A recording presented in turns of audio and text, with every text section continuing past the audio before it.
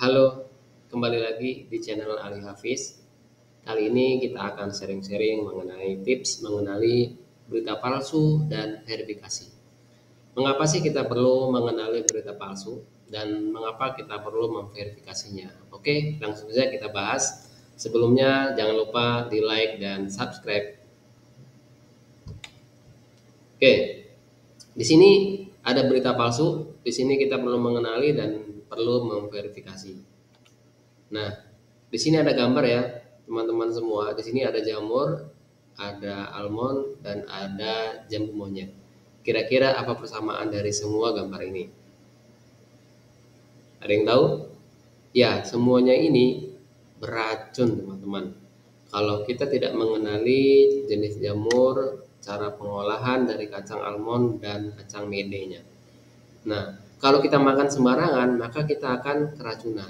Bayangkan loh, kalau kita nggak tahu ini jamur beracun, kemudian kita makan, ya kita keracunan deh. Di dunia ini ada sangat banyak jamur, baik jamur konsumsi maupun jamur beracun. Bayangkan kalau kita kira itu jamur konsumsi, ternyata dia adalah jamur beracun, maka hidup kita akan tamat riwayatnya. Begitu juga dengan kacang almond. Kalau kita makan begitu saja, ya kacang almond kita bisa keracunan. Kacang mede pun seperti itu. Nah, di sini ya, mengapa kita perlu mengenali dan verifikasinya? Di sini ada pasal 45A ayat 1 Undang-Undang UU ITE ya. Orang yang mengedarkan berita hoax ya, itu bisa menderita kerugian, baik kerugian materi ataupun kerugian yang lainnya. Ya, ketika ada berita hoax yang muncul pada tahun 2014 tentang bom di maskapai Qatar Airways. Ya, di sini pihak rumah sakit itu mendapat kerugian 45 juta rupiah dengan kurs 18.000. Nah, ini merupakan ongkos yang dikeluarkan untuk pengiriman ambulan pada kasus hoax tersebut. Jadi ketika ada teror bom, ya yang dirugikan itu siapa? Bukan hanya tempat tujuannya, tapi juga misalkan rumah sakit. Nah, kemudian di sini ada namanya kerugian nama baik atau pembunuhan karakter. Ini Santa Devi Nat, akibat hoax WhatsApp tentang penculik, wanita ini merenggang nyawa setelah dikepung dan dihajar oleh 100 orang. Jadi ada hoax ya, dia ini adalah seorang pengemis, kemudian ada hoax bahwasanya pengemis ini adalah penculik, maka dia dibully dan dihajar oleh massa ya. Ini akibat buruk dari berita hoax. Itu yang pertama, kita bisa dipenjara ya. Dalam Undang-Undang UU ITE ini dipenjara selama 6 tahun. Kemudian kita bisa kena denda nih ya, bisa sampai 1 miliar. Kemudian kerugian materi ya, di mana korban hoax itu bisa menderita kerugian. Lalu selanjutnya ada kerugian nama baik atau pembunuhan karakter. Nah, ini adalah akibat dari kita menyebarkan atau membuat berita hoax. Sangat buruk sekali akibatnya. Ya, bisa kita sebagai pelakunya itu rugi dan korbannya juga apalagi ya, itu menderita kerugian empat kerugian yang kita alami ketika kita membuat berita hoax dan menjadi korban dari berita hoax. Oke, yang pertama makanya kita harus mengenali berita hoax. Apa sih yang perlu dikenali? Ya, di sini ada 4 ya, ada 4 hal yang perlu kita ketahui untuk mengenal apakah suatu berita itu berita hoax atau bukan. Ya, kita mengenal seseorang itu misalkan dari namanya, dari bajunya, dari aksesorisnya dan lain sebagainya. Nah, berita hoax ini bisa dikenali dari 4 hal. Yang pertama dari judulnya, yang kedua itu dari tautannya, yang ketiga dari penulisan, yang keempat dari gambar atau konten. Oke, yang pertama kita bahas tentang judul. Biasanya kalau judul berita hoax itu sangat bombastis sekali ya, sangat berisi dari huruf-huruf kapital dan diawali dengan sebarkan ya. Kemudian judulnya itu menuai kontroversi ya, misalkan ini, sebarkan hati-hati jangan jajan pakai cabai bubuk, penuh penyakit dari kencing tikus, kasusnya banyak yang meninggal karena penyakit difteri. Jangan jajan pakai cabai kering yang cabai di tahu bulat. Nah, nih. Dari mana berita dikenal sebagai berita hoax? Nah, ini sebarkan. Nah, ini kata-kata sebarkan tanda seru ya. Kemudian di sini ada lagi ya yang lainnya. Kalau ini dari gambar ya, gambar yang hoax, yang tidak hoax biasanya yang hoax itu mengambil gambar dari berita sebenarnya kemudian diolah judulnya. Nah, ini. Kemudian ada berita lagi, biasanya berita bantuan-bantuan ya. Ini ketika marak ada bantuan dari pemerintah, ada saja orang yang membuat berita hoax tentang bantuan tersebut. Kemudian ada lagi tanggal 2 Oktober nanti akan ada gempa besar menurut prediksi BMKG.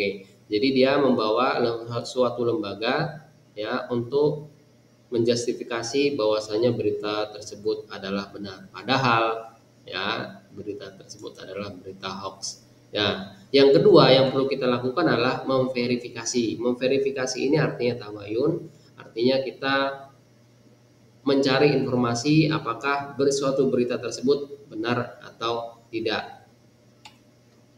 Ya. Jadi misalkan berita yang ini ya, yang dari BMKG tanggal 2 itu akan ada gempa, ya, verifikasinya bagaimana? Kita menanyakan kepada BMKG. Jika ada bantuan seperti ini dari BPJS, verifikasinya bagaimana? Kita bertanya kepada BPJS. Nah, ya, selanjutnya ya tips verifikasinya yang pertama adalah konfirmasi, lalu cek sumber informasi. Ya, ini ya menurut survei Masel 2017 ini adalah saluran dari berita hoax. Ya, yang terbesar penyebaran berita hoax itu melalui media sosial. Ya, yang kemudian selanjutnya aplikasi chatting ya seperti WhatsApp dan lain sebagainya. Kemudian ada situs web ya. Untuk situs web ini biasanya link atau salurannya itu memiliki domain yang sangat murah. Bisa dikatakan murah karena memang itu domain yang tidak resmi selain pemerintah, misalkan xyz, .klik dan lain sebagainya. Jarang sekali berita hoax itu disebarkan melalui domain goid.com. Nah, itu. Kemudian dari televisi ada 8,70%, lalu ada media cetak, email dan radio. Nah, di sini ya kita perlu berhati-hati, makanya kita perlu verifikasi dan cek sumber informasinya. Ya, walaupun itu disebarkan melalui televisi, bahkan media cetak, kita perlu cek and recheck terlebih dahulu karena jika tidak maka orang akan dirugikan, baik diri kita maupun orang lain. Nah, di sini ada alasan ya mengapa orang itu menyebarkan berita hoax. Yang pertama karena merasa dari orang yang dipercaya. Nah, ini ya, ketika ada influencer, ada seleb, ada suatu tokoh menyebarkan suatu berita dan orang yang memfollow-nya itu biasanya ikut-ikutan menyebarkan karena yang dia follow, yang dia ikuti itu dianggapnya sebagai orang yang bisa dipercaya. Nah, ini 48%, artinya alasan yang terbesar. Makanya kita perlu hati-hati siapapun itu ya, kita perlu cek and recheck beritanya terlebih dahulu. Yang kedua, merasa informasi atau berita itu bermanfaat. Nah, di sini sering ya kita menyebarkan suatu berita ke grup keluarga, ke grup teman-teman, bahwasanya misalkan ada tips kesehatan ya, kita makan buah ini maka kita akan sehat. Kita menyebarkan akan ada bantuan, kita menyebarkan akan ada bencana. Niat kita sebenarnya baik ya, ingin memberitahu keluarga, ingin memberitahu teman bahwasanya akan ada bantuan, akan ada bencana dan lain sebagainya agar teman-teman kita, keluarga kita itu bersiap-siap. Kalau ada bantuan ya daftar, kalau ada bencana ya bersiap-siap apa yang perlu dilakukan. Nah, niatnya baik, tapi karena berita tersebut adalah berita hoax, maka ya itu tidak baik. Makanya sekali lagi kita perlu verifikasi dan cek beritanya. Ya, 18% ini mengira informasi itu benar. Ya. Yang keempat, ingin menjadi orang pertama yang menyebarkan. Nah, sekarang ya memang lagi masanya orang pengen viral. Jadi dia ingin pertama kali sebagai orang yang menyebarkan. Nah, ini kita perlu hati-hati karena orang yang sekarang bisa diusut siapa orang yang pertama kali menyebarkan berita hoax, maka dia bisa diberi hukuman. Nah, seperti itu. Ini adalah alasan mengapa orang menyebarkan hoax. Kira-kira teman-teman gimana nih? Pernah melakukan atau pernah menyebarkan suatu berita hoax yang kita nggak sadar itu adalah berita hoax? Nah, sekali lagi kita perlu cek and recheck ya.